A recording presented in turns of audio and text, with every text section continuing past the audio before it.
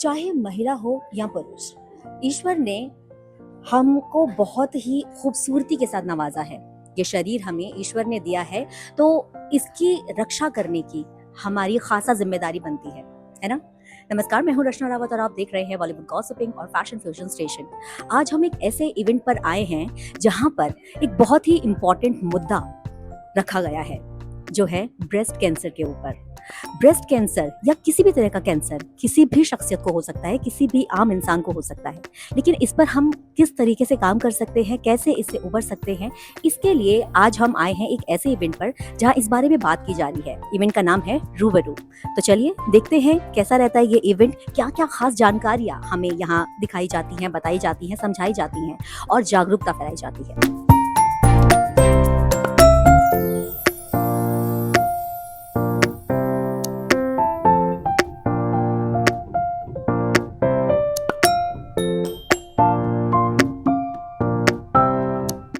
जीवन और संघर्ष की जिजीविषा का जश्न मनाते हुए Dharmshila Narayan super speciality hospital Delhi ने रूबरू साहस और आत्मविश्वास का उत्सव का आयोजन हॉलिडे इन मयूर विहार फेज 1 दिल्ली में किया।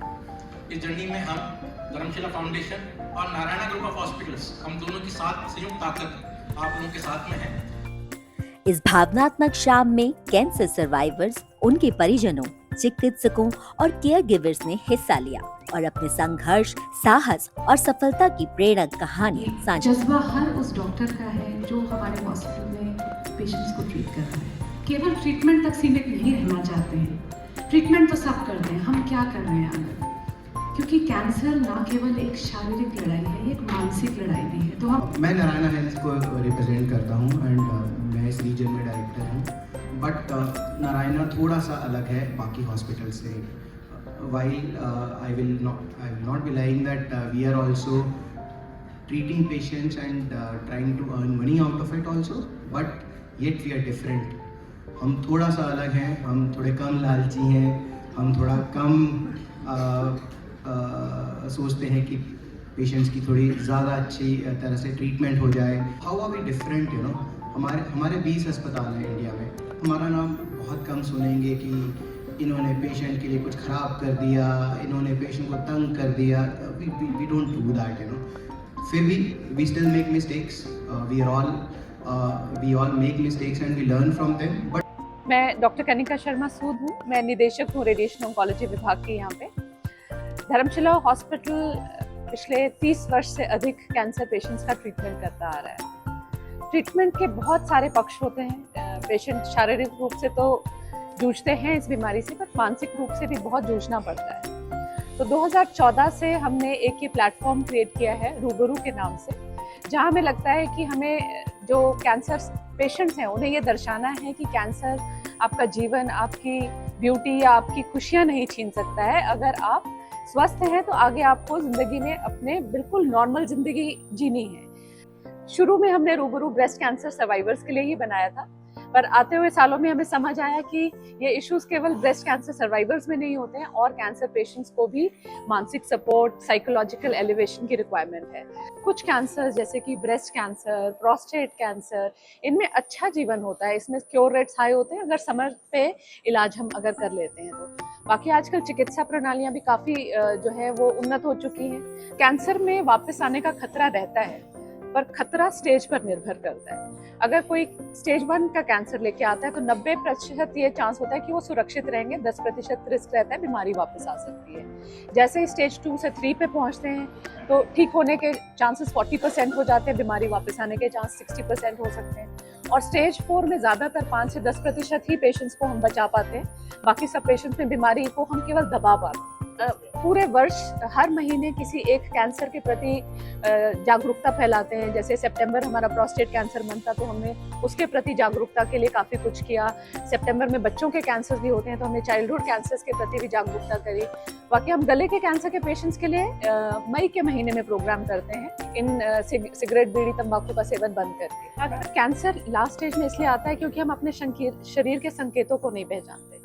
बहुत बार आपका शरीर आपको कुछ ना कुछ साइन दे रहा होता है, आप उसको नज़रअंदाज कर देते हो। या आपको ज्ञान नहीं होता है कि क्या क्यों हो रहा है। आजकल तो लोग गूगल पे ही देखते रहते हैं और अपने आप सेल्फ मेडिकेट करना शुरू कर देते हैं। तो वो जो अवेयरनेस नहीं है, वो हेल्थ लिटरेसी हमारी कम है, इस वजह से। महिलाओं में तो मैं कहूँगी एक संकोच भी होता है। महिलाएं अपनी बीमारियां बहुत लेट शेयर करती हैं, इसके चलते बीमारी हमें लेट पता चलती है। अदरवाइज ब्रेस्ट कैंसर में हमारे पास एक बहुत ही सशक्त स्क्रीनिंग टूल है, मैमोग्राफी। अगर 45 वर्ष से 54 वर्ष की महिलाएं सालाना मैमोग्राफी करती हैं तो हम एक चिया सीड के दाने जितना ट्यूमर भी पकड़ सकते हैं। सालाना स्क्रीनिंग टेस्ट हर महिला जो कि 40 से ऊपर हो चुकी है उसे कराना चाहिए।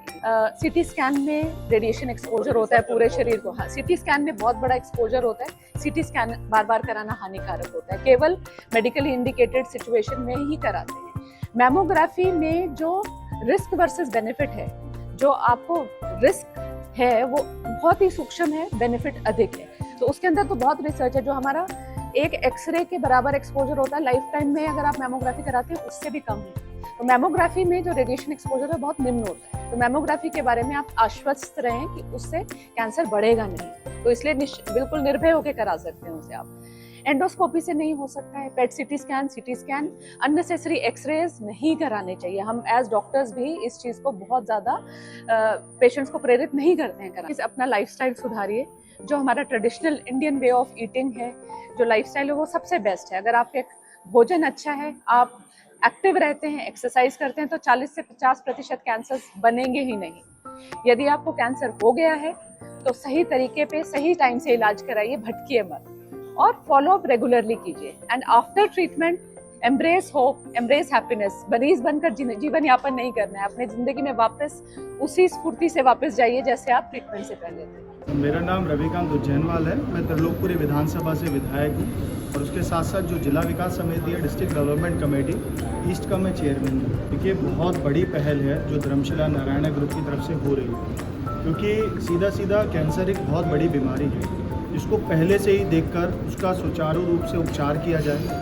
और ख़ासकर महिलाओं में देखने को जो मिलता है, मैंने देखा कि कम से कम 2-3 ऐसे कैंसर के जो मेन प्रॉब्लम्स हैं, ब्रेस्ट कैंसर है या वो सर्वाइकल कैंसर है, उनसे निजात दिलाने के लिए पहले से ही अगर आप टेस्ट करा लेंगे तो जो फिट इंडिया मूवमेंट को लेकर माननीय प्रधानमंत्री जी जो देश को चाहते हैं, उस देश को हम बना पाएंगे। क्योंकि उस देश में हम ये चाहते हैं कि हर कोई फिट रहे और इस देश की उन्नति में अपना योगदान दे। कि हमारे जगह जगह आयुष्मान कार्ड जो बन गए, मतलब हमने 70 ईयर्स तक के लोगों को आयुष्मान व्यय बंधन योजना के तहत जोड़ा है, जिसमें इस बार जो दिल्ली में हमारी सरकार बनी है उसमें 5 लाख का तो केंद्र सरकार देती है और 5 लाख का दिल्ली सरकार ने देने का कार्य प्रारंभ कर दिया है। तो एक जैसा बताया कि हमारी चिंता है कि हर व्यक्ति तक ये सुविधाएं पहुंचाएं, और अगर किसी को परेशानी है 10 लाख तक का इलाज अगर किसी व्यक्ति का करते हैं तो उसके लिए सीधा सीधा हम एक ऐसा काम कर रहे हैं जो उसके जीवन को जीवन देने का काम है। मेरा नाम डॉक्टर अजय कोहली है। मैं नारायणा ग्रुप ऑफ हॉस्पिटल्स का क्लस्टर हेड हूँ। हमारे 2 अस्पताल हैं दिल्ली गुड़गांव में। एक अस्पताल धर्मशिला जिसका ये प्रोग्राम है, और एक और अस्पताल है गुरुग्राम में। दोनों सुपर स्पेशलिटी अस्पताल हैं। आज से कुछ साल पहले तक कैंसर की बीमारी होते ही लोग सोचते थे कि मैं नहीं बचूंगा। अब वो नहीं रहा है। इन सारे प्रोग्राम से, जिनको हम पेशेंट सपोर्ट ग्रुप प्रोग्राम्स कहते हैं, इससे लोगों को अवेयरनेस मिलती है। कॉमन लैंग्वेज में ये बात बहुत ऐसी बोली जाती है। देखिए, जब कैंसर का इलाज किसी का अच्छा हो जाता है, सफल इलाज हो जाता है, उसके बाद टाइम होता है बीच में, उसके बीच में हम कहते हैं कि कुछ टेस्ट कराते रहने हैं। जैसे मान लीजिए 1 साल बाद पेट स्कैन कराना है या 1 साल बाद मैमोग्राफी कराते रहना है। हमें वो मिस नहीं करना है। अगेन, कैंसर क्या होता है? कैंसर 1 सेल से 100 सेल बहुत जल्दी बनते हैं। नॉर्मल लोगों में वो 1 से 10 सेल बनते हैं। तो हमें जल्दी पकड़ना है। इसमें भी कोई संशय नहीं, कोई दिक्कत नहीं है कि दोबारा से सेल बन रहे हैं। But again, the biggest thing which we can do is, अगर आपको डॉक्टर ने बोला है कि आपने 1 साल बाद कोई टेस्ट कराना है, कोई सीटी स्कैन कराना है, कराइए उसको।